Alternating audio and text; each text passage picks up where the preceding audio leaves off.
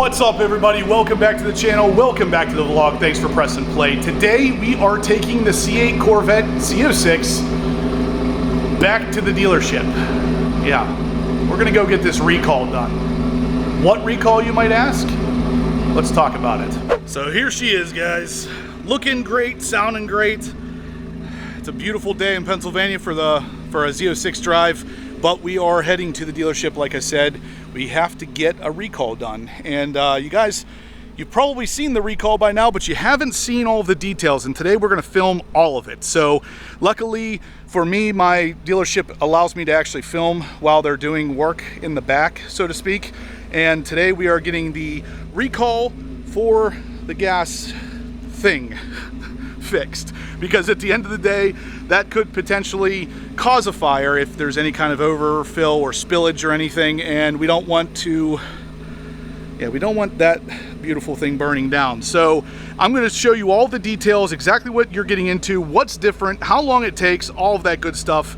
Let's jump in the car, head to the dealership, and then we're going to get this all figured out. Just for documentation purposes, we are at 4,100 miles. We are heading in to get that recall done right now. 4,100 miles.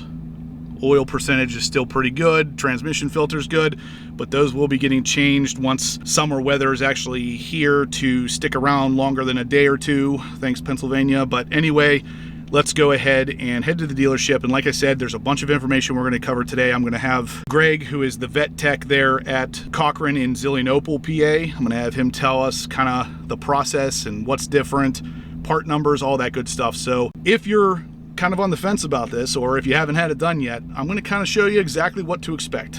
Let's do it.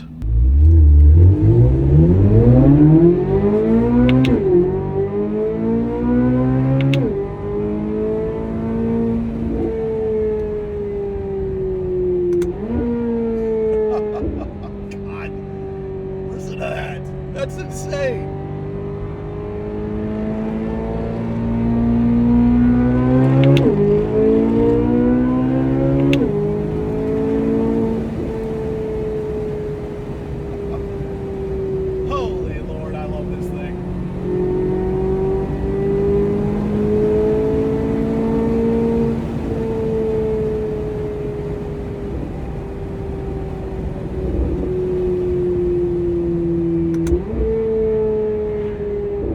All right, so we are here, guys. Like I said, again, #1 Cochrane in Zillionople. Car's behind me, sitting at the service bay. We're gonna walk in a second here and get this thing started. But if you guys haven't seen this yet, yeah, some of these cars have actually caught fire from this, I guess. You know, probably mostly user error, but at the same time, I guess you don't really want to take the chance whenever it's your car. So Chevy's doing a recall. It's totally free, of course, so let's go do it.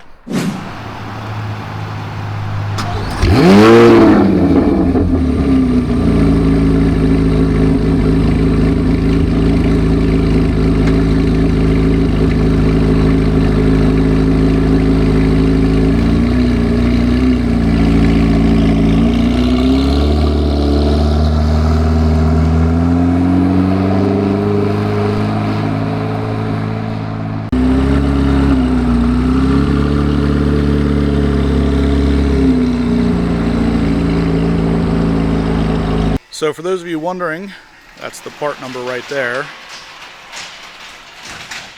Made in the US, I see.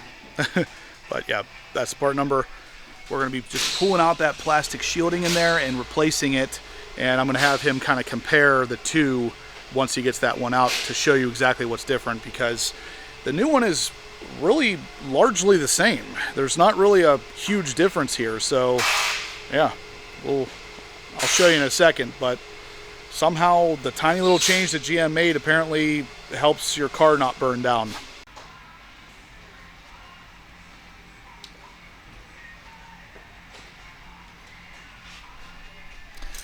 That easy. Is that the easiest thing I've had you do to my car yet? All right, so the difference is literally just on the back. I mean, it is identical otherwise, minus that foam gasket on the new one. That's weird. I thought that they would have the the little drain hole here plugged off. Sits in there like that. But actually it is. I mean, with the foam slightly. Yeah, the foam slightly does plug off the drain hole. So that's how you fix people getting gas in their car wrong, is just plug the drain hole. So now the gas would basically just sit in there instead. Yeah, a little drain hole there. Boy, that is little. Yeah, so I mean that foam will. Yeah, that will probably stop it, or at least absorb it. Yeah. So you saw just pliers to pull it out, and then this one pretty much just pushes back in there. That's interesting. What a fix, you know? Leave it to GM to come up with the easiest fix on the planet, but it actually took them like 2 months to put this out, and all it was foam on the back. Again, part numbers right there. Odds are good your dealer's going to have your recall ready to go anyway, but just in case you wanted to do something crazy and do it yourself, you could do that.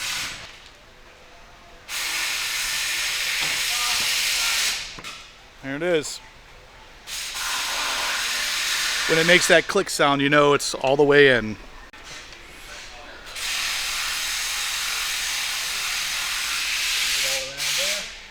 It's like a brand new car now.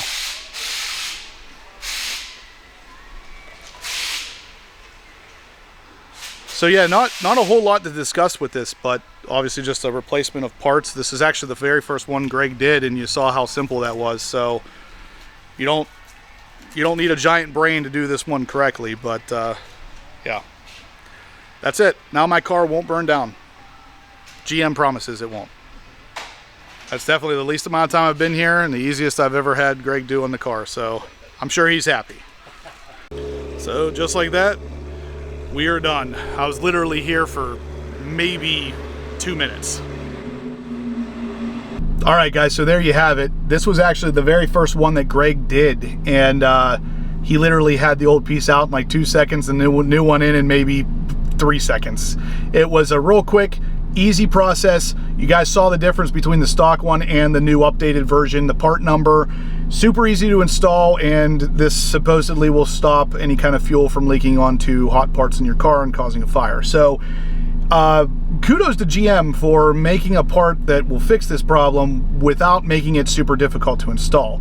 Initially, whenever these fixes first started to be talked about, a lot of people were assuming you're going to have to go in through the side intake and take a bunch of parts out before getting to the filler neck, and luckily none of that ended up being the case, and it was easy to just pull the old one out, pop the new one in.